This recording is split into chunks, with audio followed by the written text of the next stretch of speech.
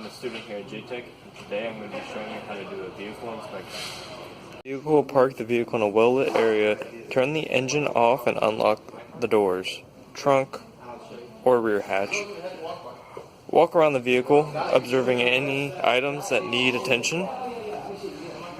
Check the exterior component system operation, check the body condition, make sure all the body components are secure, look for loose plastic trim.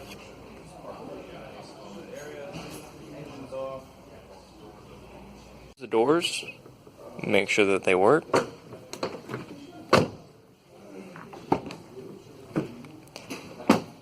And push and pull on the fenders and bumpers.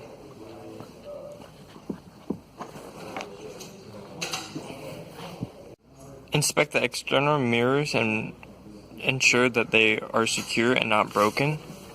And this one seems secure.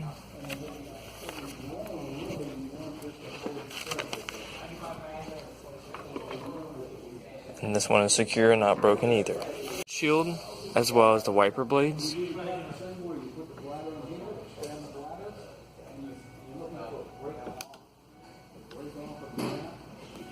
Make sure the windshield has no cracks, scratches. The exterior lighting, and these seem to be good. And then you want to check the tires for pressure and tread wear. We do know that these tires need to be rotated. Has good tread wear, no uneven wear pattern. Check the operation of the brake pedal and make sure that it is working properly, which it is. And check the operation of the handbrake or the e-brake.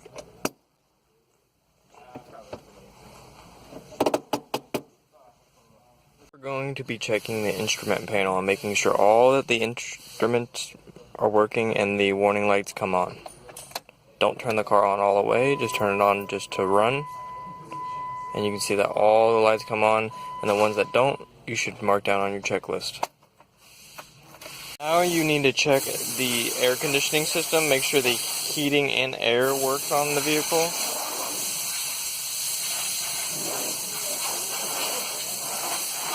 Which it is.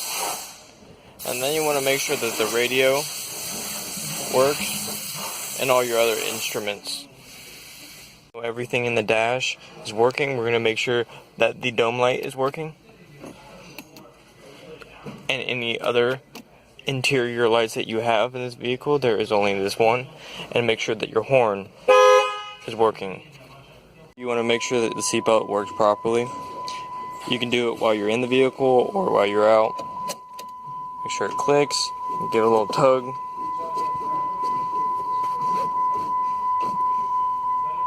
In the underhood inspection, to start, you should check your engine oil, make sure that the color is good, which this one is, and the level is good on this specific vehicle. And then you can put it right back in.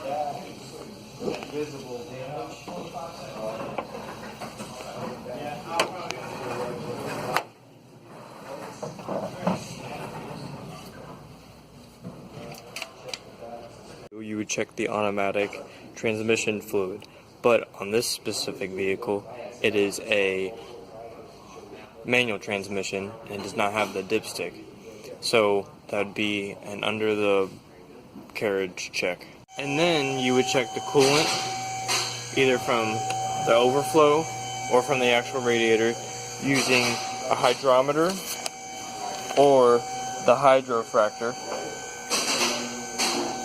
That is the hydrofractor, and this is the hydrometer. That is what it looks like. Still at the radiator, you want to do a pressure check on the radiator, as well as check the level of the power steering fluid, which is right here. And some of them have a dipstick, but on this specific model of vehicle, this one does not have a dipstick, but the fluid looks full and good in color.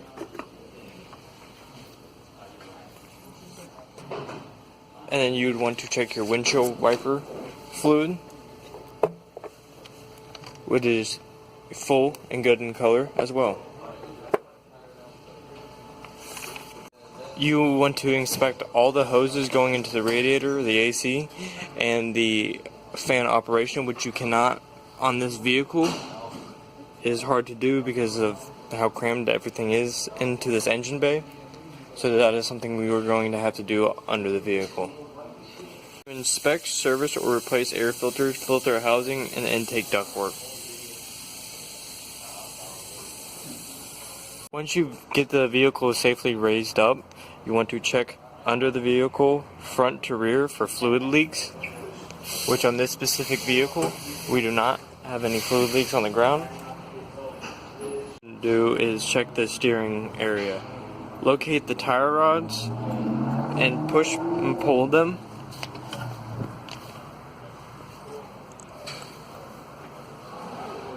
Which these are very sturdy.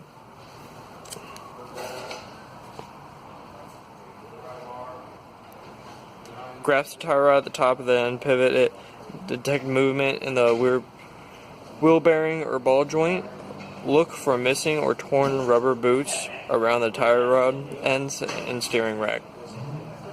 Check the security of the steering box or rack mountings. The steering box is up there. Get a light. The steering box is up there, and it looks mounted decently.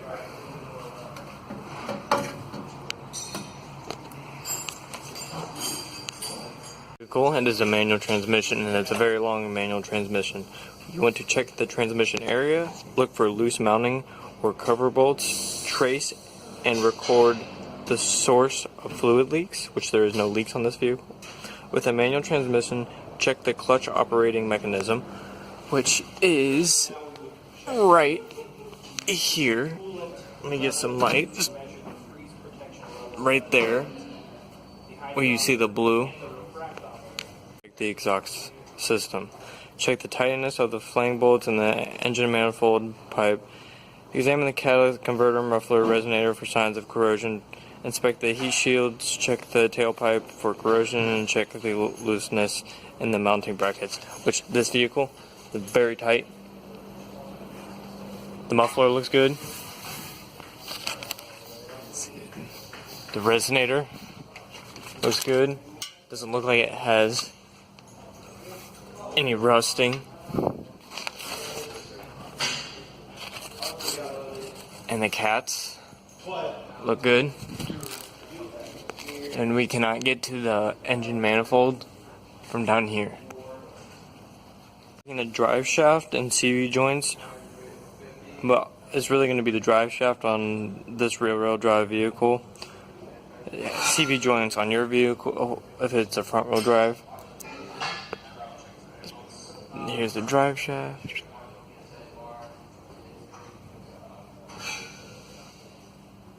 It looks like it's in good condition. The boots aren't falling off. It is tightened completely to differential and to transmission. The differential and rear suspension area. Inspect the pinion shaft oil seal for any signs of leaks, which we have a little leak here, which this bolt could be tightened a little bit more. Probably not torqued to spec. And check the rear shock absorbers and signs to damage the leaks. Tighten the bolts that are leaking. Tighten the fuel tank mounting bolts and restraining straps if necessary. Check all fuel lines, brake lines for signs of damage and abrasions, leaks, or rust. In this fuel tank, the hoses are good, the lines look good, but this fuel tank is big.